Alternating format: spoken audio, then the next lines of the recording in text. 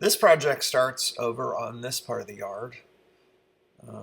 As you can see, there's a lot of trees right here, real close to the barn.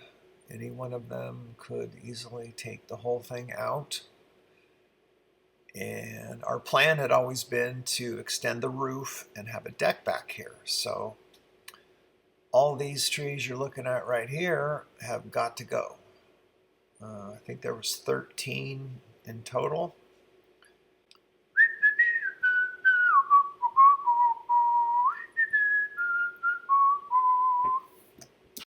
Like all projects around here, this one started with a delivery from Menards.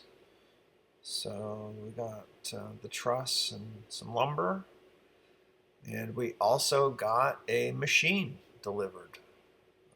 This is like the machine that we set the other trusses with, except that was a tow behind machine, and this machine's actually a self-crawler. So we were able to sneak it past the backyard and get to work. Carmen had the brilliant idea to roll the truss in on some logs.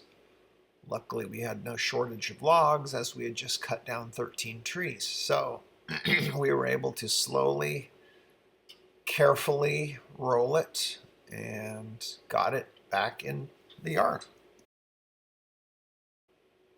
Luckily for you guys, we did not film us putting the posts up or getting the truss up and set on top of the posts.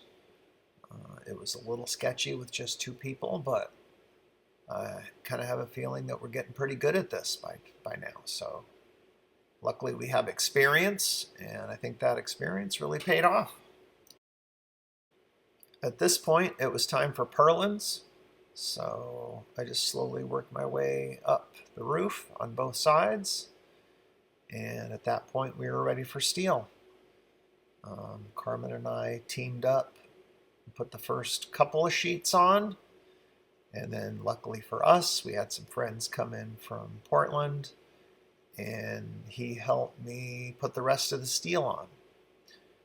And by that point, we were dried in and back together roof-wise, so we could take a break. At this point, it was just finishing the steel. I had 4 soffits that I needed to do, including all the eave metal, the drip metal, and the rake metal. And then I had the side steel to put on. So a lot of ladder work. Of course, the lift was only there for a few days. So, and as you can see, I had to get the scaffold back out, which I didn't love. One thing that I did do was I added a sort of a strut on the truss that tied in with already the existing cord on the truss. As you can see, it goes down and ties into the post. And then I put some stainless gusset plate on there. I was really kind of concerned about holding this roof down to the ground safely. With the crazy winds that we get, we essentially put a sail on the end of the barn, so we need to make sure that that doesn't blow away.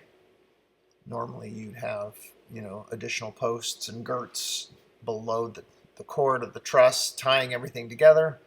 In this case, it's all open, so that was my solution to try and bolster that corner and that connection to tie everything tightly down. Here we are, complete. All the steel's done. Put the scaffold away, hopefully for the last time ever. But we're both really excited that this is done. I'm really looking forward to putting it to good use once we have the deck. And we're going to have some mosquito curtains that ride in a track, so you can just pull those closed if it's summertime. But then you can just tuck them away when it's not summertime, which is most of the year around here.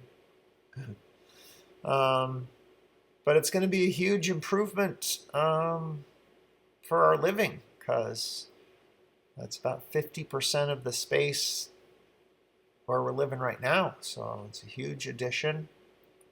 It would be nice to be able to hang outside more with a certain amount of protection, at least from rain or whatnot. So thanks for following along, and we'll catch up to you on the next one.